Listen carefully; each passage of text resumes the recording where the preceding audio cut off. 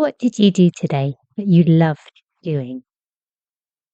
What was this thing that while you were doing it, you were totally in the zone and could easily lose all track of time because you were so absorbed in doing this thing?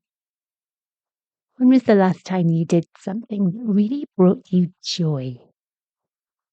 Finding something you love to do is one of the main elements of the Japanese concept of ikigai, concept that brings together the joy of life with that sense of purpose, of absolute knowing that you're here for a reason. Purpose is bigger than you. And if this is something that's missing from your life at the moment, then you've come to the right place. Episode 20, 7 Things to Make Your Week Shine. Part 1, the diary and the calendar. Several years ago, I was going through a particularly difficult time in my life. I was experiencing a health challenge, and my body wasn't functioning at its most optimal. I had been given a beautiful diary with gorgeous illustrations on each page, and with the full week spread out across 2 pages, meaning that each day had its own section, a space to fill. Normally, I would have quite easily filled up each section with the usual never-ending list of to-do things that I could then tick off and feel some sense of accomplishment each time. But this diary was special. It was too beautiful to fill up with grudge. It seemed to offer me more. I decided to use this diary as an opportunity to put into every section, on every page, something I really loved doing, so that whenever I opened this beautiful diary, I would see a week of loveliness stretching out in front of me, rather than a mess of admin, work, appointments, and drudge. Nothing grand or flashy, just something each day that I could ensure I carved out time to really enjoy. There would be no cluttering up my diary of loveliness with solemn appointments and nagging reminders. They went on my calendar instead. Interestingly, according to etymonline.com, the word diary has a Proto-Indo-European root, deu, which means to shine. Contrast this with the word calendar, which comes from the Latin calare, meaning to announce solemnly or call out, harking back to the time when Roman priests would call out when they saw the new moon, and from this they would then mark out the rest of the month. Anyway, to make my week really shine, I would write down at least one shiny thing to enjoy every day. Monday, loose leaf tea in a teapot with a china cup and saucer. Tuesday, paint my toenails and put on some cream on my feet afterwards. Wednesday, come home from work the slightly longer way to see the daffodils in the park. That kind of thing. Simple things that didn't really require much effort on my part, and that I was sure to be able to find time for, would really make my day shine. After a few weeks, I started to notice real differences in every area of my life. The health issue that had been troubling me resolved itself. My apartment looked different. I was eating different foods and really savoring them. That little diary brought the shine back into my life. I'm a stationery superfan, and I still make the distinction between things to put in my diary, things to make my day shine, and things to put on my calendar, the more solemn and less shiny necessities. I'm not convinced that there could be any digital substitute to these, and if there were, I'm not even sure I'd want one. Every day is a gift, And it's easy to lose track of this when we fill it with clutter. There's a Scandinavian folk tale that illustrates how each day has its own qualities we can appreciate. Part 2: The Tale of the Days of the Week. Once upon a time, there was a young girl whose name was Linnea. She lived in a small village and was known throughout the village as being somebody who brightened up the world around her. On Monday, Linnea woke up early and greeted the day with enthusiasm. For her, Monday was a fresh start, a chance to reset and begin again. She took a little stroll through the woods, appreciating the fresh air and possibilities that lay ahead.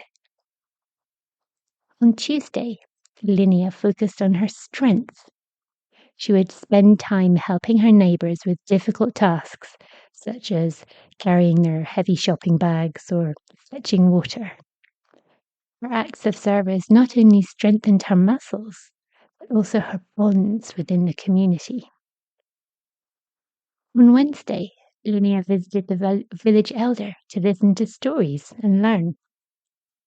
This day was dedicated to expanding her mind and understanding the world a little better. Thursday was market day, the day of abundance. Linnea loved the bustling markets and the abundance of produce. She relished the vibrant colours and the lively conversations.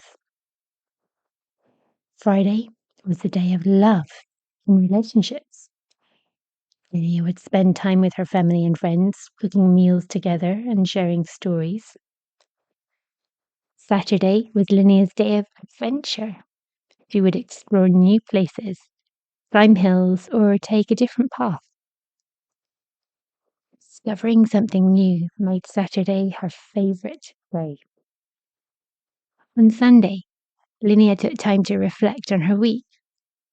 She would sit by the river, meditate, and give thanks for the beauty she'd experienced. Sunday was her day of rest and gratitude, a time to recharge and prepare for the new week ahead. Part 3: Finding what we love. When we're children, if somebody asks us what we love doing, usually we're able to answer without hesitation.